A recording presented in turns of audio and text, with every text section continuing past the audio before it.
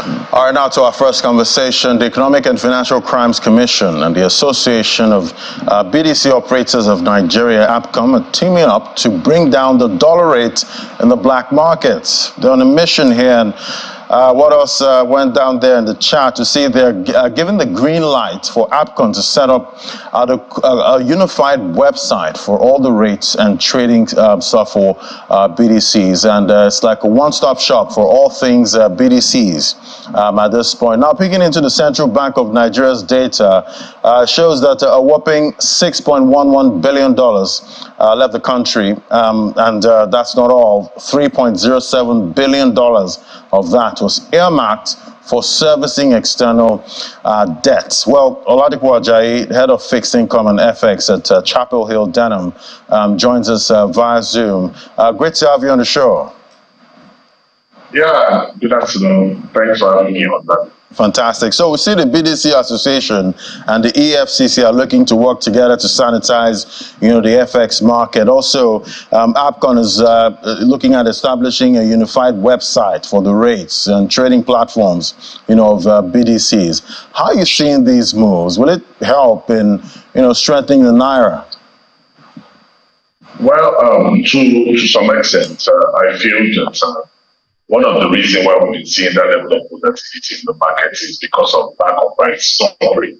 And I think if AMCO actually worked in partnership with EFCC and create a page where they can actually condense all prices, I think to some extent they will bring about right discovery, which to a great extent will actually remove some form of misinformation that we have been seeing in the power market. So I feel that it's a lofty idea, and I think it's a good one.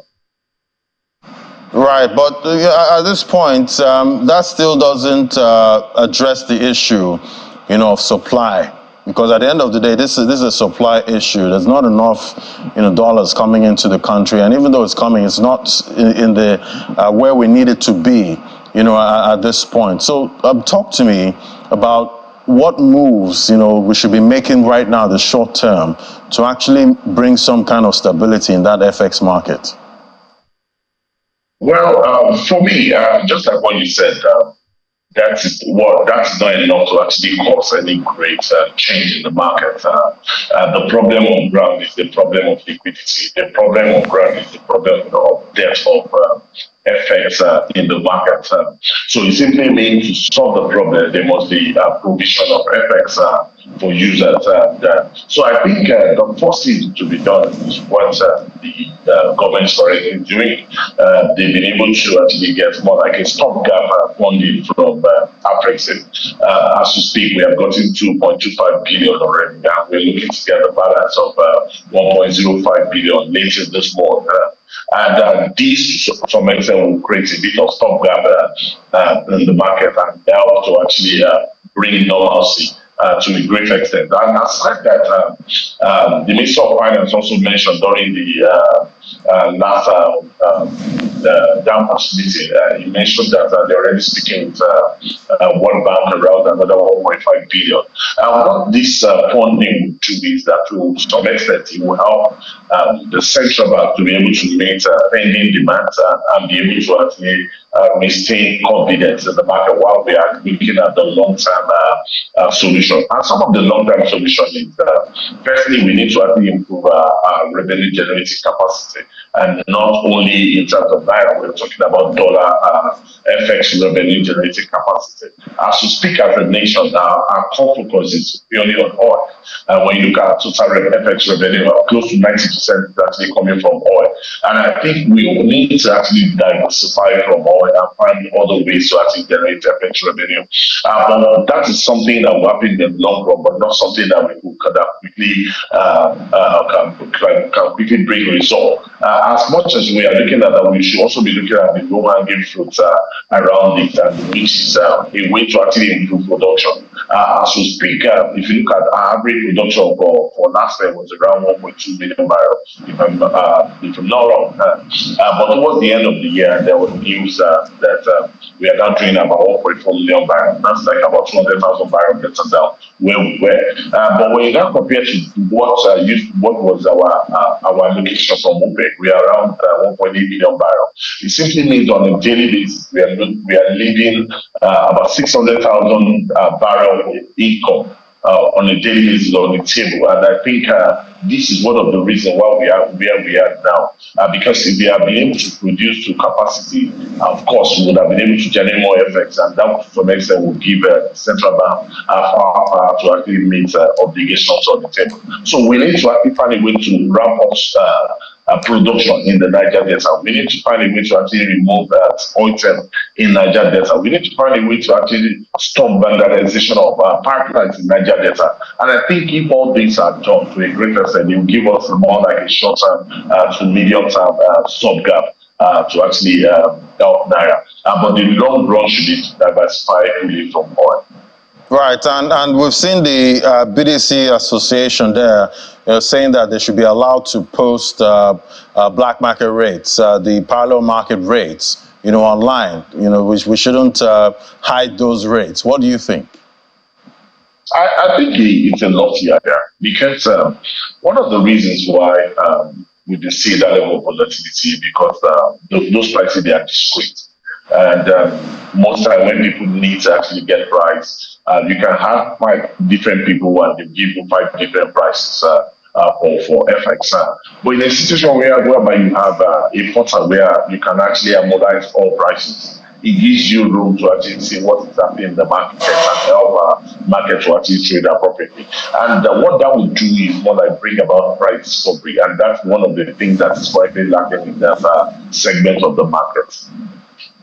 All right, let's look at the debt level. At this time, we've seen major multilateral institutions have, raised concerns about Nigeria's debt servicing costs. We see about $3 billion was used to service debt in 2023, and we see that half of the dollar inflows, from about $6 billion, we see about $3 billion of that was used, for debt servicing. Quite a huge chunk.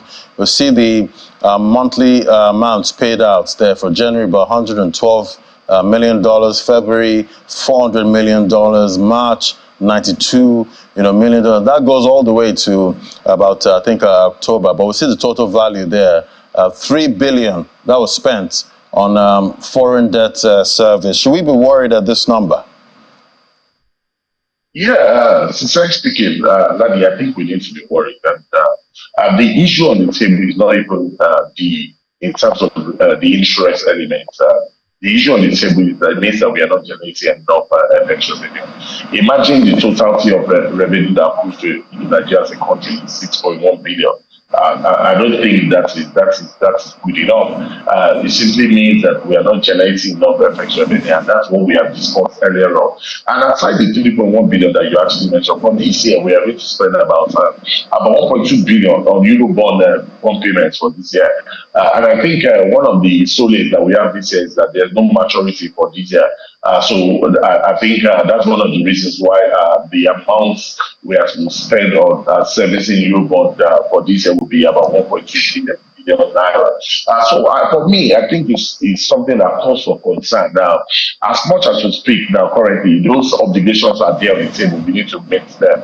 So what we need to do is to actually find a way to improve revenue generating capacity. And when you are talking about revenue generating, like I mentioned, we have to be on. We are talking about the dollar side as well now. So it means that what can we do as a country to generate more FX revenue? What can we do to actually help to actually encourage exporters to actually generate more FX revenue? Sometimes I think some of the bottlenecks that we have at Nigerian port, some of the problem are there sometimes because sometimes exporters find it very difficult to actually export their product outside the country. Between the place of actually conveying the product to the port and at the time at which the product will leave Nigeria seaport, sometimes takes close to 2 weeks, and I think that's not good enough.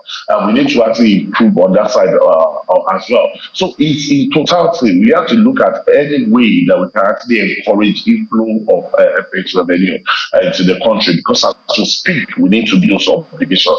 And these obligations are on the table, and we don't want to get to a level where we will now start throwing the part of our African brothers, and I don't think that is good enough for the image of the country. Talking about obligations, you see Nigeria is trying to offset about $7 billion backlog at this time. About 20% has been paid off, in about 3 months. How would you describe, the pace so far, in clearing the backlogs? And how do we balance, debt servicing and also trying to clear most of these backlogs?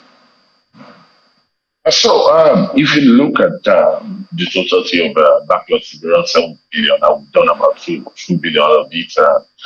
For me, I think it's better slow than not doing anything at all. And one of the reasons why we are where we are now is because the last CBN government did not do much around that, and that's why we are still at this level. But even at least to some extent, it's encouraging that the current CBN governor is looking at way to actually reduce or totally pay off some of these obligations that are currently on the table. I think it's better slow than we're not doing anything, and to a great extent, I applaud the current CBN governor looking in that direction.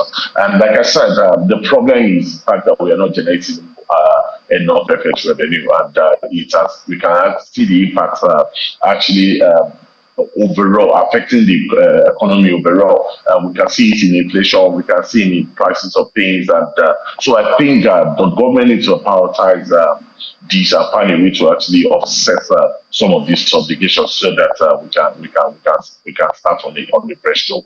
Right, we did see that report that Nigerian banks will impose an electronic money transfer levy on foreign currency inflows equivalent to about 10,000 Naira and above from, this month. What impact would this, new electronic money transfer levy, what impact would it have on remittance costs? I think that sometimes our policies are somehow, because sometimes we take 5 steps forward, we take another 2 steps backward. It's always very concerning for people. In a situation whereby we are trying to encourage people to actually inflow FX, it's not a time where we need to actually level or increase the cost of actually remitting money down to Nigeria. I think it's even a time that we need to find a way to reduce the cost so as to lure most people to actually bring in money through the official channel. The end goal is that a lot of people will not bring in their funds through the official channel. What this simply means is that people will resort to more like P2P form of exchange, and so it simply means that I will move direct to you. You send the dollars to wherever I want to move the money to, and this is not the best for our country in such a time like this. I don't think it's actually right for to actually impose that 10,000 levy on the remittance. I think it's a time where we need to motivate people, or it's a time where we need to lure people to actually bring in money than actually discouraging them with fees. Yeah, because we need more of those remittances at this time. But what do you see for the FX market in 2024? Yeah, for me, I think there's still light at the end of the tunnel. And my view is premised on the fact that if you look at it critically, I'm very, very sure that prices in the parallel market is showing that Naira is actually undervalued. And that's not the real picture of the country. And at times like this, you see volatility, you see speculators, you see people that actually had a future obligation trying to actually position now or buy now because they don't even know where the currency will trade at that particular point in time. But I think that it's going to be better in the year 2024. My views are premised on the fact that for a better part of last year, there was clamoring that NFBs were not actually remitting money to central bank, and the information is simply based on the fact that whatever accrues to the country as revenue was actually used to actually import refined products, and to a great extent, we were having enough aggression into our reserve, and that also reduced the capacity of the central bank to beat FX obligation. But with the emergence of the Dangote refinery, I think it sounds better for us. And when you look at the capital position for Q3, and if you look at the first 10 line item on that deal, you see that the totality is about 3.7 trillion thereabouts, and close to 80% of it is basically for PMS, gas, gasoline, oil, and also jet fuel. It simply means that close to 80% of the import bill is simply for oil, for PMS, for diesel, and the like. So I feel that with the emergence of Dangote refinery, it simply means that we may not be expending as much dollars as what we've been doing in the past. So it simply means that NNPC can sell their crude oil and generate their FX without need to actually import refined products. So it simply means that there will be a lot of aggression in our reserve. It also still means that the central bank will have more power to meet needs and meet the obligations of the people. Right. So I think that now it could be very volatile. Now, and I guess that's one of the reasons why the central bank is trying to get more like funding to create more of a storm back gap while we are looking at Q2 for better placement of the current currency by then, because by then we expect that Dangote to have a producing capacity by then. We don't expect to actually import any diesel, PMS, gas oil, aviation fuel in any direction. So it simply means that we have more dollar to play with and that we have more capacity to meet obligations. So I expect Naira to actually appreciate this year 2024. All right. Well, let's hope for less pressure, going forward on the FX market, and countdown to the first meeting, the MPC meeting, and that's next month. We're all looking forward to that. Thank you so much for coming on, Mr. Oladipo Ajayi, Head Fixed Income and FX at Chapel Hill Denham. Thank you. You're welcome, Daddy. Thank you very much for having me.